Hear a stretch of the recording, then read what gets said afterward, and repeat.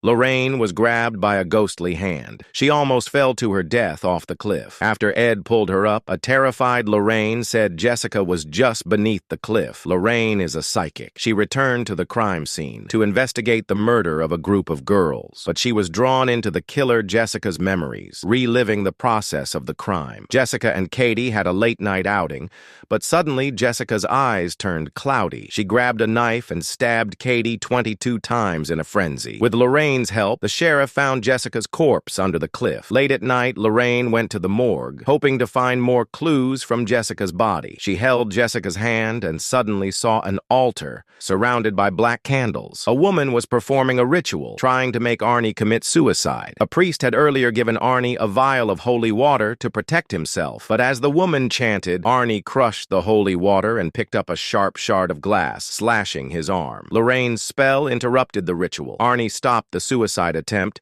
but Lorraine also revealed herself. The woman coldly warned Lorraine that Satan would take her. The morgue lights went out. As the woman finished speaking, when Ed turned the lights back on, they saw a corpse standing upright. Lorraine had witnessed a living sacrifice ritual of the cult, the Ram's Gate. The ritual required 3 suicides: a child, a lover, and a saint, each symbolizing purity. Only by destroying the altar could the ritual be stopped. Otherwise, Arnie would still kill himself. Lorraine said she heard water and train sounds at the site of the ritual. A train yard. Ed seemed to realize something, but suddenly fainted. When he woke up, he saw the woman from the ritual. The woman looked pale and lifeless, staring at Ed provocatively, telling him to come find her, then vanished into thin air. But at that moment, it turned out Ed hadn't fainted. He was being controlled by the woman. Back home, Ed searched around and discovered one of the flowers he'd just bought had withered completely. When he pinched it, the petals turned to ash. He quickly threw the vase away, but as it shattered, a ram's head appeared inside, which terrified Lorraine. She rushed to the old priest's house to ask about the Ram's Gate cult. At the same time,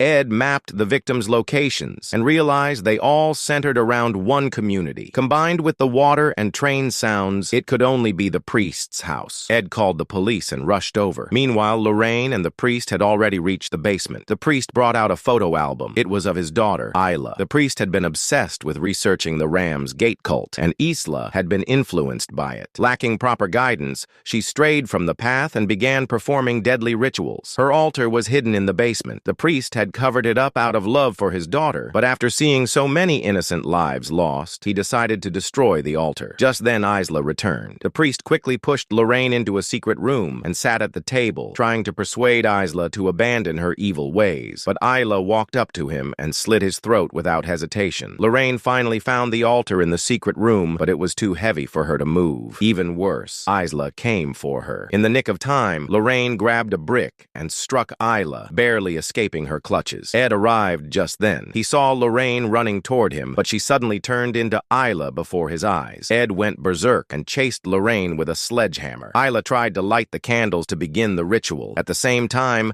Arnie reacted violently in jail, screaming in pain, shattering all the lights. His body began to twist unnaturally, bones snapping, yet he levitated. Holding a shard of glass, he tried to slash his carotid artery. Debbie held onto his arm for dear life, but Arnie's strength was overwhelming. The glass came closer and closer.